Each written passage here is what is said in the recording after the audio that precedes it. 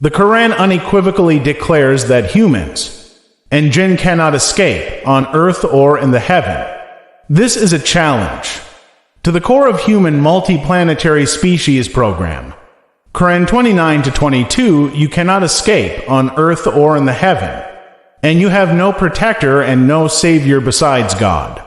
And the jinn affirmed this when they said in Quran chapter 72, verse 8-12, we probed the heaven and found it filled with stern guards and projectiles. We realized that we cannot defeat God on earth, and that we cannot escape him by fleeing.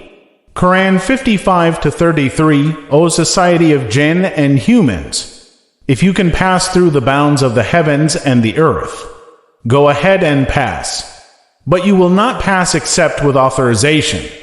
Click the link in my bio to get Unbroken Quran Challenges on Amazon.